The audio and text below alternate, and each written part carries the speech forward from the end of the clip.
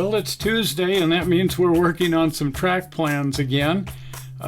Today we're doing small industries, fun small industries where you can do a lot of switching and setouts and that sort of thing. And here we have an example. This is from Steve's old railroad.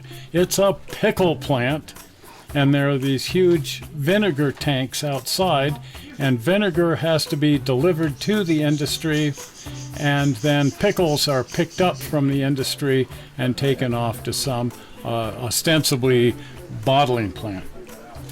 So it involves dropping off the vinegar car and picking up the pickle car, and then taking the empty vinegar car off to the destination at the switching yard.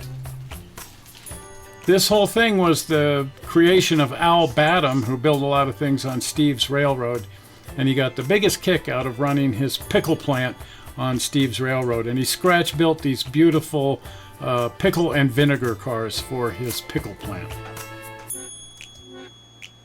Now, I've always enjoyed amusement piers. I think they're the funnest thing, and historically they were all served by rail lines, typically trolley lines, and so this was always something that I wanted to integrate onto my railroad.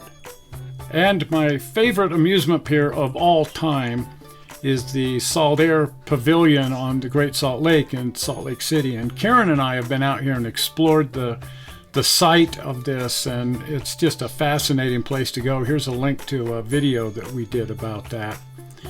But historically, the Salt Lake, Garfield and Western brought trains, originally steam trains, then traction trains, and at the final days of the pier was powered by a 44-ton center cab diesel. But for most of its life, it was a traction line.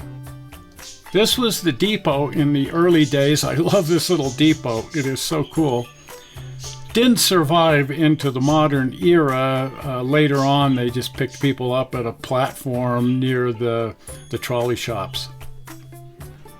The depot, and actually the entire Salt Lake and Garfield and Western yard, was at the westernmost end of an area called Grant Tower in Salt Lake, where the Rio Grande, the Union Pacific, and the Western Pacific all interchanged with each other on a giant double Y near the Union Pacific Depot.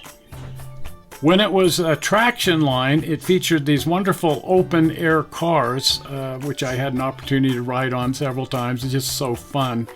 I could easily be in this picture right here. But the place operated until 1959, I believe, when it closed down. This is an example of one of their trolley cars. When they were running passengers, there would be one or two of these, and then these would quite often be pulling a string of several of the open-air cars. But from its earliest days, it of course also had quite a bit of freight service. Here it is picking up salt at an evaporation pond near the Great Salt Lake. They operated this steeple cab for doing the freight service. The lower picture here is a water car. The amusement park didn't have any access to fresh water, and so potable water was taken out to the pavilion in tank cars like this, and then of course the empties had to be picked up. So I had modeled this on my big HO layout that I had years ago as a little branch line off of the main Union Pacific main line. The structures still survive, and a couple of the pieces of motive power. Here's the trolley cars. You can see I never got around to painting any of my motive power. And then here is the steeple cab that ran the freight trains. The prototypes here are actually off of the Pacific Electric, but they're virtually identical to what the Salt Lake, Garfield and Western was running. Here is my rendition of the Saltair amusement pier. Of course, I couldn't possibly model the entire thing. It would have filled my entire room. So I just kind of selectively compressed down what I thought was fun. And I even had a fully functional carousel that played music, and the horses went up and down and everything. And there was this small section right here where the trolley cars could come out onto the pier and pick up and drop off passengers. Again, this was all just a little small branch line off of the main railroad the Union Pacific, which went around in a giant loop, about 100-foot long double-track main line, and my giant classification yard over here, and so on. But there was just this fun little side industry of the traction line that ran out to the amusement pier. And I've always just been a nut for this railroad, and as I mentioned, Karen and I have been out to the side of this and walked a lot of the old grade.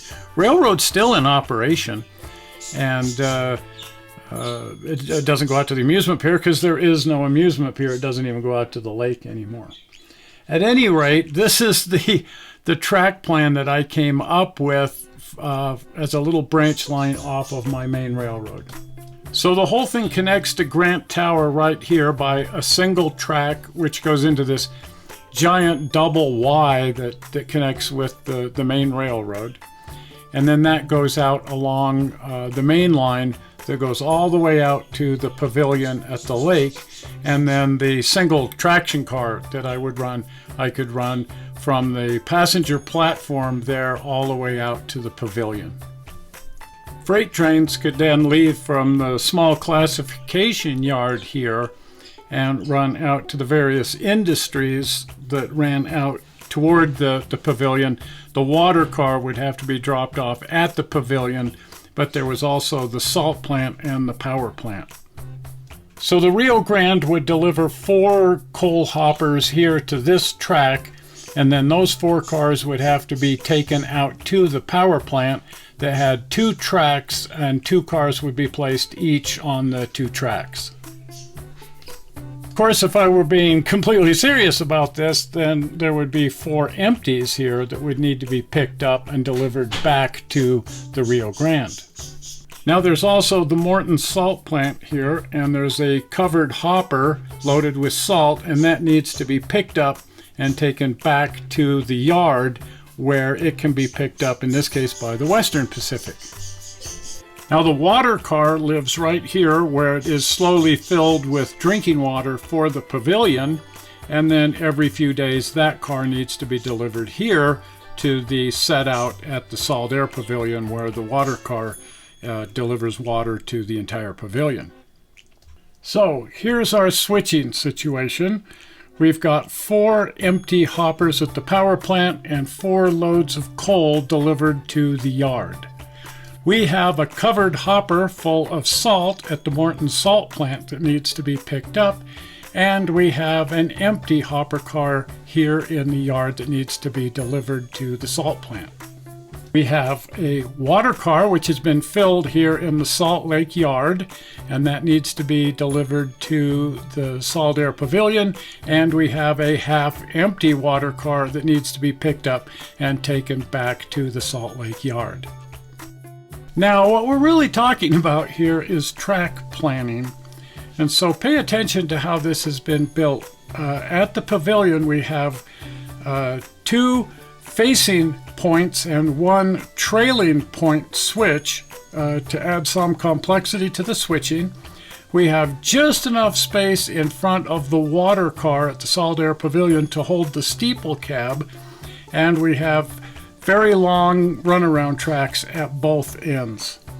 We also have a passenger train which is going to come through every 15 minutes, first heading westbound and then heading eastbound. So the main line has to be open for the passenger train, so you have to make sure that you're clear of the main every 15 minutes. And of course, the real trick here is figuring out what would be the best solution that requires the least amount of moving your trains around. So how are you going to go about building up your train in the Salt Lake yard before heading out to the pavilion so that the cars are in the correct order when you get there to minimize the amount of switching when you get there? So feel free to jump into the comments here and come up with various ideas and bounce ideas off of each other on what would be the best way to proceed. But the real lesson here is figuring out what is a really fun track design for doing this kind of small shelf layout, in this case one that's attached to a larger railroad, but it could be a standalone shelf railroad so that you get a maximum amount of fun switching in a minimum amount of space. Well, I'm hoping that you found this informative and hopefully entertaining as well. And if so, please leave a like. And if you're not a subscriber to the channel, please subscribe to the channel by clicking on the upcoming blue button. Zoink! Right there, the blue button. Well, we're not sure how you found this video on the internet. We hope you didn't find it boring. And Karen and I will see you here on Sunday. We'll see you then. Bye-bye.